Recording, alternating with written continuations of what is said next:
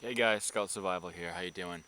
Today we're gonna go over my survival kit, my personal survival kit that I have. This is my kit that I've built. I've built many different kits, but this is the one that I have right now that I've recently put together. And I want to show you guys what I have in my kit. But before I do that, I want to go over the most important survival item that you can have, and that's a survival mindset.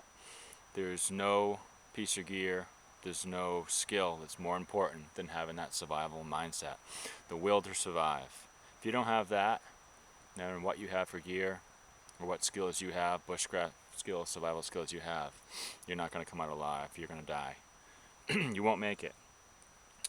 So, in preparing for the video today, I wanted to talk more about having a survival mindset before I got into the kit and the gear and stuff like that. Survival, really being prepared to survive, means being able to control your fears, manage your emotions, and put your ego in check.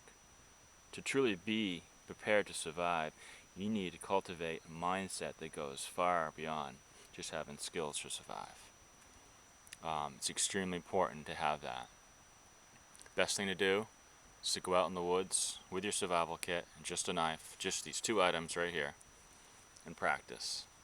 Use your kit, use your knife, and gain knowledge of how the kit works, what items are in there, what you need to add, what you need to change. You can go out and buy a kit, just modify it, change it, make it your own, make it work for you, and then go out there and use it. If you don't use it, you're not going to really know what you have in there and how it's going to help you survive. So, can't stress enough how important it is to go out there and use your kit. Just remember to refill items as you use them. Once you get back, go through your kit, replenish any items that are used up. So again, the most important thing is having that survival mindset. And this morning when I was preparing to make this video, I was looking through some of my books that I have. As a survivalist, I have a lot of survival books and bushcraft books. And I was thinking to myself, all these survival books, the first chapter should be on attitude and having that survival mindset, the will to survive. And I was looking through Tom Brown's book right here. Many of you have probably seen this book. This is a good book. First chapter here. It's on attitude, which obviously is the most important thing in survival. So this is a good book. The first sentence here says it's truly said that the most important survival tool is the mind. But to keep the mind functioning smoothly, you must establish and maintain a positive attitude. So that's incredibly true right there. First chapter in the book. Every survival book should start off like that. Another book that I want to show you guys today is Deep Survival. This is a great book. I've read it twice. Deep Survival, Who Lives, Who Dies, and Why. This really gets into the psychology of survival and why people survive. There's people that, like in the survival situation Alive, those guys that get stuck in the mountains, they had an incredible will to survive. The survivors that did survive, they wanted to survive. Failure was not an option for them. They were going to make it out, and they did whatever it took to stay alive. They didn't have a lot of survival skills. They didn't have the right gear. They didn't have the right clothing, but they still made it out. They were out there for 2 months, and they survived. Not all of them, but some of them did. And the ones that did had that. They had that will to survive, that survival mindset. That's something that you should always think about, should always practice, and develop into your own psychology, into your own brain. So I suggest reading this book right here. This is a great book. Okay, let's get into the kit here. So this is a kit that I recently put together. As you can see, there's paracord wrapped around it. I have about 15 feet of paracord.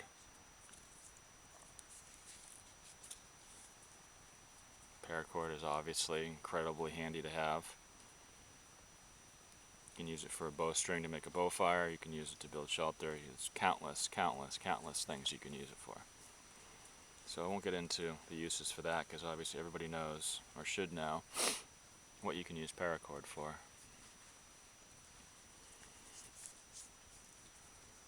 The case here was made by Salcoa.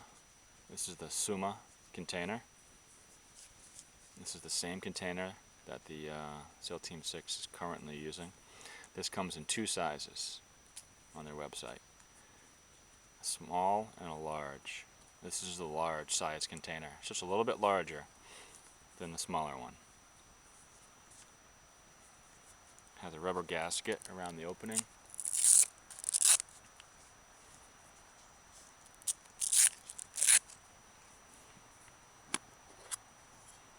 There's the company right there. Salcoa Products. Suma container. Has a rubber gasket that goes all the way around. So once you put this cover on and put the Velcro on, it's pretty tight, and the paracord. No water's getting in there. First thing I have in here is a full-size compass. The reason why I carry this over a button compass is because I had the room for it, and this is a lot easier to use with a map. If you have a map, or if you can find a map, if you can get a hold of a map, this is a lot easier to use than a button compass is. This is the A10 by Sunto. It's the compass that I use.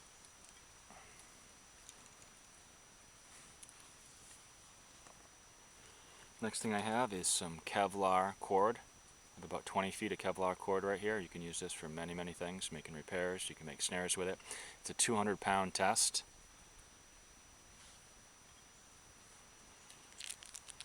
I have some Tinder Quick tabs right here. I have 5 of those in a sealed container. One reason that I use Ziploc bags to put almost everything in is it keeps it dry if water did get in there, or if just the elements being outside. Also, it keeps things quiet, keeps things organized, and keeps things quiet.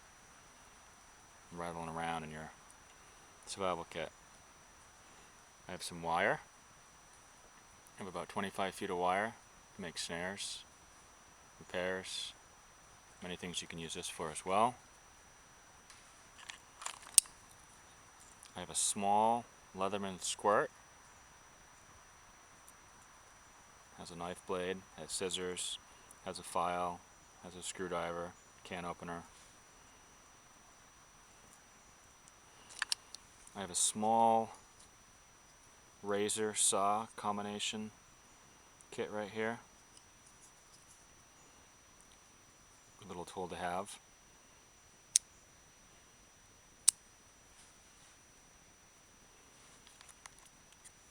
Water purification tablets. Directions on the back on how to use it right here.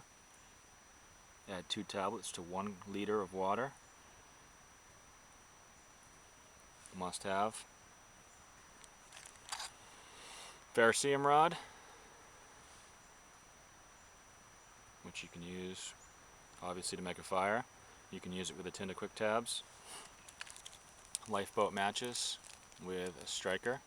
This is just a piece of emery cloth that I cut and put inside the Ziploc bag with these. As a striker, you can use a rock. Another way to make fire. I have a small little red LED light. If you need to be covert, you don't want anyone to see you, this is a great light for that. Also can be used to signal.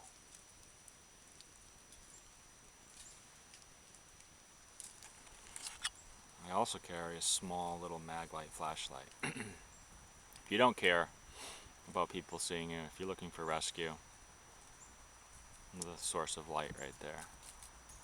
So I have 2 sources of light. One red, one white. Small fishing kit. I have 2 strands or coils of fishing line in here. Each one's about 30 feet or so, 30 or 40 feet. I have a few hooks. I think I have 4 hooks in there. 2 smaller ones, 2 a little bit larger. I have some weights. Very important item to have. Fishing is an easy way of getting protein.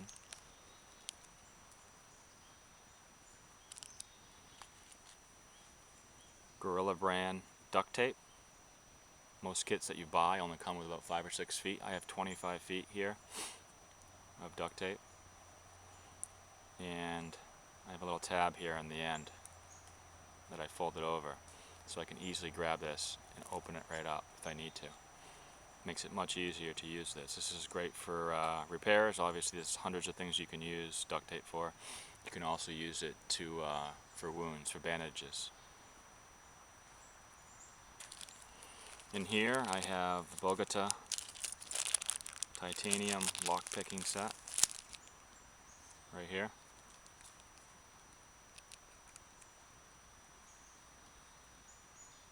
Good tools to have. Also in here I have a handcuff shim. I'll show you that.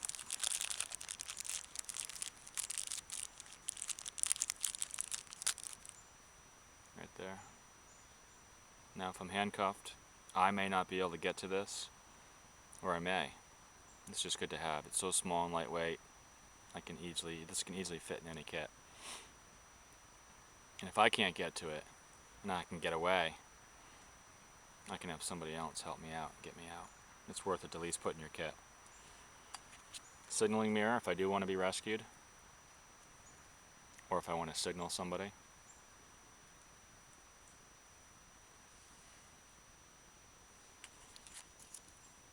Neosporin antibiotic ointment right here. Part of my first aid that I have in here. In here I have 3 safety pins and a P38 can opener.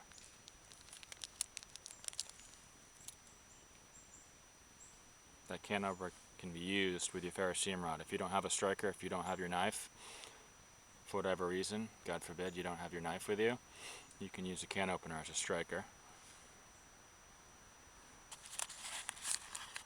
Fresnel lens, you can use this to start a fire.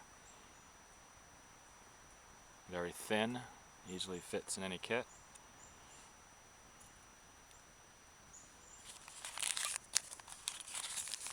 Two gauze pads. If you get cut, laceration, you can use this. And I got SERE strips in here. So these items right here pretty much consist of my first aid kit. If you get cut pretty bad, you can clean it up. You can use these SERE strips like butterfly stitches to close the wound. You got some gauze pads, and you have some antibiotic ointment, and you have duct tape, so you can patch yourself up. So those pretty much consist of my first aid right there. Another very important item is a hacksaw blade. I made this just by cutting up a hacksaw blade into 4 inches, so it fits into my kit perfectly here. Great item to have. You can cut yourself out of almost anything with this. Rope, flexi cuffs, zip locks, handcuffs, chain. Has many uses. Lastly, we have a Whirl-Pack 1 liter bag here. You can use this to collect water, store water, and with the water tablets, the purification tablets, you can purify your water. And use this bag as a container to hold your water. And this container right here that everything is in, you can use this to boil. You can put this in your fire, you can boil water if you need to. You can dig with this. This is an extremely strong container. It's made from aircraft aluminum. It's made from one solid block of aluminum machined out. So again, that's the brand right there. And that's my kit right there. Again, this kit is nothing without a survival mindset. If you don't have that mindset to survive, never give up, that will to live, that this stuff is nothing. So you need to go out in the woods and practice with this kit, with your kit. Put together a kit. Go out in the woods for the weekend with your knife and your survival kit. Spend a few nights out there. Use your kit. Like I said earlier, use your kit. Get familiar with it. Know what it can do for you, what it can't do. Change items, replace items. But try to keep your kit small. Keep it in whatever container you choose. This is the best container out there right now for a kit like this. Whatever container you choose, keep it to that size. Another thing I wanted to mention, you don't see in my kit right here, I don't have a shelter. The reason why I don't is a lot of the kits that you buy come with a very small emergency blanket, and usually they're really thin, really flimsy, and don't do that much for you. Maybe it'll help, maybe it won't. I'd rather have a full-size emergency blanket. So I carry this emergency blanket right here. This is made by SOL, Adventure Medical Kits, and this is actually an emergency bivvy. So it's taped up on 3 sides. You can get into it like a sleeping bag. If I were to put this in my kit, I wouldn't fit half this stuff in there. So also I wanted to recommend that you carry your survival kit not in your pack. Carry it on your person. Carry it in your cargo pants pocket. Carry it in your jacket pocket. That way, if your pack is stolen, or if you lose your pack somehow, you always have your survival kit. So, on my person, I'll have this kit in this container in one pocket, my cargo pants pocket, and I'll have this in my other pocket. So, one on one side, one on the other side. I have all this stuff that if I lose my pack or if it gets stolen in a survival situation, there's going to be desperate people.